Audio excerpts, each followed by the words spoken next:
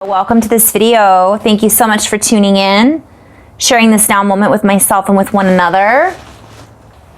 If you haven't seen these videos before, welcome back. If you have, my intention is benevolence for all and the highest levels of love light. So just taking a deep breath in, setting your intention perhaps to go into the heart.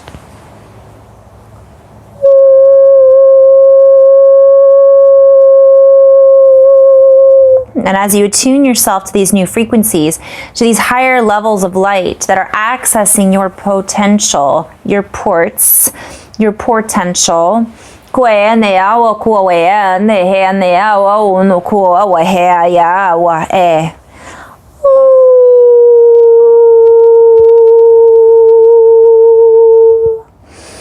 you align yourself with a spectacular frequency pattern that has been unannounced to many. And I want to just back up for a moment because a lot of the words that I use are code. They're very, I think the word is like portmanteau. Like a lot of it is literally mixed up, and specifically I'm hearing Mr. Bojangles. Like it's jangled around a little bit, it's looped together and said in such a way, in such a frequency that it stirs and triggers memories, visuals, activations. So two does the light language and the toning and but I just wanted to kind of interject that a little bit.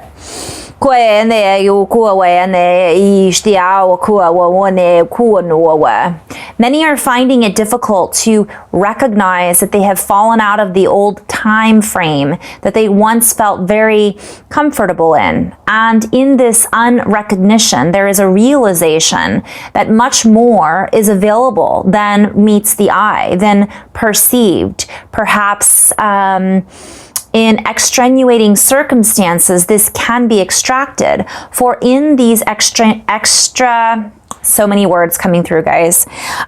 Extraneous, I'm hearing like ET, I'm hearing like extra. So what happens is when we go through these very tumultuous experiences of our life, have you ever had a moment where you get a good cry, you cry, and then afterwards you just feel like, okay, universe, I'm ready.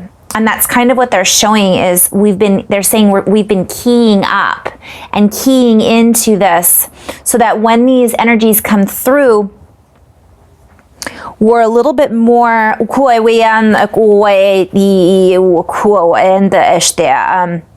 moldable, malleable, like softer, right? So we can soften a little bit and not be so boxed in like we were before.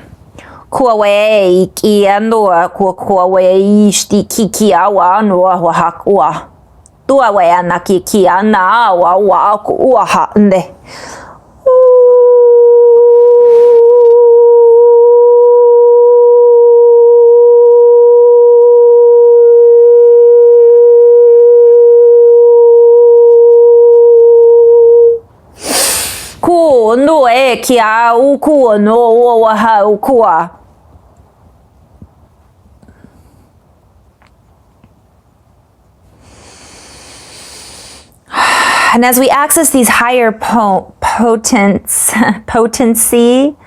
potentials, portals, portaling, I'm seeing tunneling.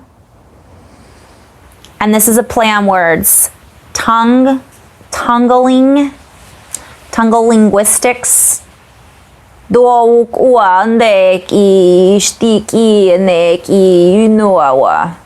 Some may hear things in a different tonality, in a different tonal, from a different tunnel, through the tunnel. So I'm seeing that people are accessing these wormholes, basically. We're in like all of these different places and spaces. And then what happens is as they access these points,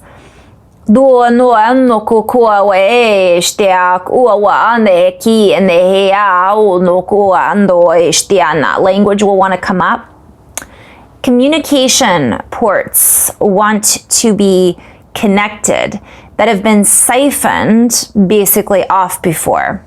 So it's like there's been certain words that were misdirected for a long time, and now they're being rerouted. And as they're rerouted, so too, they're showing me of as above, so below. So all kinds of things are being rerouted right now.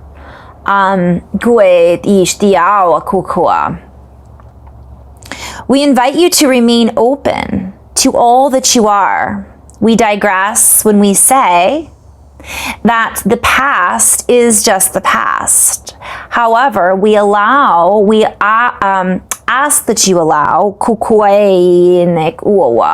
to speak aloud about what is happening in your vector, in your intersection, in your intersecting points of reference.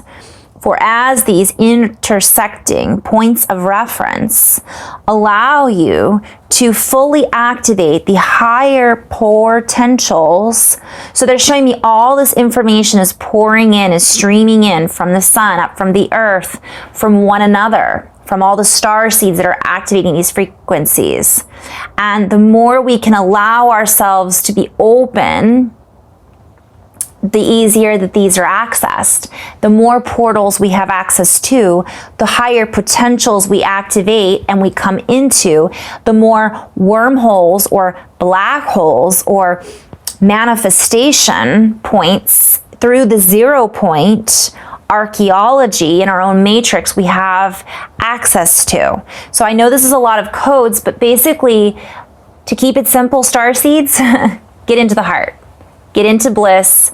The less we are judging what's happening to us or what's happening to others, the less we're judging what's going on television, the more we're letting go and expanding into our basic principles, which is the golden rule, which is do unto others.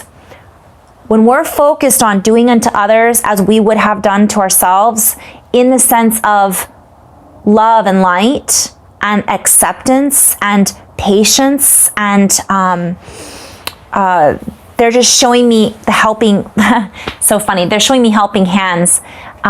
So I will reference a few links of some articles that were posted recently from some fellow star seeds that might be good reference points to follow. But as we do this, I'm seeing the helping hands from the labyrinth, which is synchronistic for me. But there's a scene where she makes a choice in the movie, and then she falls down this, she goes through one door, and then she still has helping hands.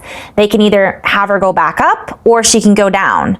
But all these helping hands, I'm seeing a play here because a friend of mine, Miss Candace, had shared, do you know those origami pieces where you do like this origami and you have all these numbers in it? There's a name for it. I can't remember what it is. I was calling it origami. I know there's another name for it.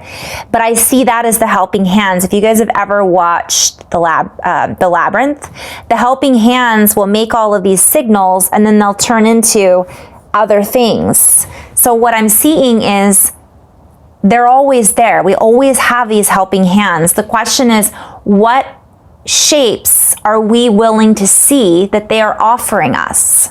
If we are stuck in our viewpoints and in our head and not in our hearts, we're unable to access the higher potentials that are being offered to us, that are being offered through us. And sometimes by going through the shadow work, going through certain tumultuous experiences in our lives, it helps us to turn the light bulb on. All of a sudden we have this aha where we either feel humbled or we feel purified and cleansed. We feel angry and we're able to release it and then see things. It's like coming through the port that I was speaking about. It's breaking through the not only the wormhole, the portal, but also the birthing canal. A lot of us feel really stuck, and it's like we want to go back to where we were when we felt comfortable. We didn't necessarily, and we might have been happy or thought we were happy, but for whatever reason, that particular circumstance in our life may no longer be serving us, or we may no longer be growing. And life is about change. And we have the freedom of choice to say, I choose not to wake up. But once you're kind of there, and once you're awake and you're moving into these experiences, it's not like you can go backwards into the birthing, back into the womb. We're being rebirthed into another womb.